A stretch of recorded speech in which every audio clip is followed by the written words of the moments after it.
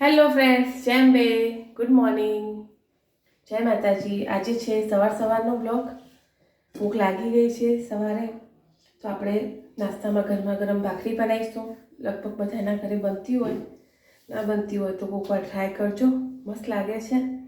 તો મેં એના માટે ચલો લોટ લઈ લીધો છે અને એમાં તેલને મીઠું નાખી દીધું છે. તેલને મીઠું તમારી જરૂરિયાત પ્રમાણે તમે નાખી શકો છો. અને એક બાજુ હવે ચા બી મૂકી દીધી છે, તો એમાં આપણે ખાંડને ચા નાખી દઈશું. ગરમા ગરમ અત્યારે નાસ્તો કરીશું. આમ તો રોજ ટેવ નહીં નાસ્તાની, પણ કોઈક વાર એવું ઈચ્છા થઈ જાય, ભૂખ લાગી ગઈ હોય તો આપણે નાસ્તો બનાવી લઈએ. તો આજે બનાવી લઈશું. ચલો, ચા મૂકી દીધી છે, તો હવે ચાલુ કરી દઈશું ગેસ, કે ભાખરી તો ફટાફટ લોટ બંધાઈ જશે.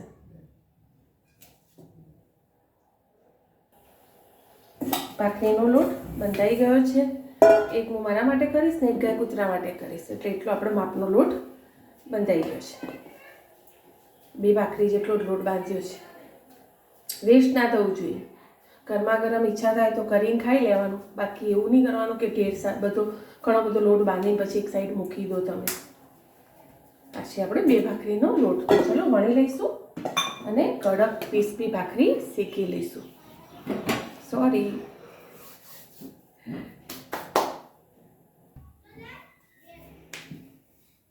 આ છે મારી ગાય માતાની ભાખરી.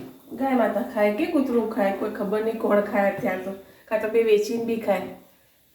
હવે આપણે વણીશું બીજી ભાખરી છે. હું ક્રિસ્પી કડક કરીશ. કોને કોને આવી ઈચ્છા થાય કે રોજ સવારમાં ગરમ ગરમ ભાખરી ખાઈએ ચા જોડે.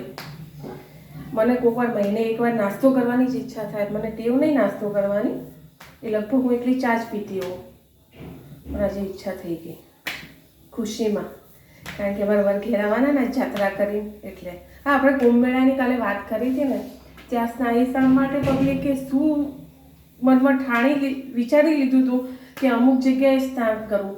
અરે નદી તો બધે માતાજી તો બધા એક જ આશીર્વાદ આપતી હોય અને એક જ પાણી હોય બધે, પણ આ ત્રિવેણી સંગમ કરીને લોકોએ જે દોડાદોડને જે કર્યું છે, જે લોકોએ સગવડ આપી હતી આપણને બધી જ મસ્ત. આટલા અત્યારે ત્યાં બાથરૂમો કોઈ દિવસ ક્યાંય રૂમ ચેન્જિંગ આટલા ક્યાંય નહોતા, કશું જ નહોતું. એટલું આપણને સુવિધા આપી હતી. પણ નહીં કહેતા કે આપણે પબ્લિક જ આપણી વસ્તુ બધી અમુક બગાડતા હોઈએ છીએ.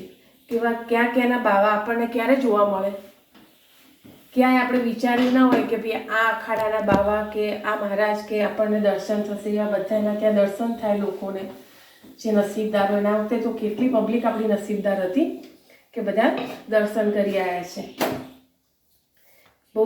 બહુ જ લોકોએ સ્નાયુ ત્યાં લાવો લીધો છે, હજુ લે છે, લોકો જાય છે. અમુક લોકો તો જે રિટર્ન થયા છે ને અને જે વચ્ચે ફસાય ને, તો ગામડાવાળા સેવા કરે, પાણી પાઈ જાય છે, ખવડાવે છે. જેમ આપણે અંબાજી ચાલતા જઈએ કેમ્પો બને, એ જ રીતે આ લોકોએ પણ કુંભ મેળામાંથી પ્રયાગરાજથી વળતા રિટર્ન થતા હોય અને બધી બસોને બધું ફસાણું હોય, તો લોકો ગામડાવાળા બહુ જ સેવા કરે. એ લોકો બી ધન્ય છે કે આટલું વિચારીને પોતાના ઘરનો ખર્ચો નેટ પૂરો કરતો હોય તો બી એમ કે જે ના પહોંચતું હોય એ બી લોકો ખીચડી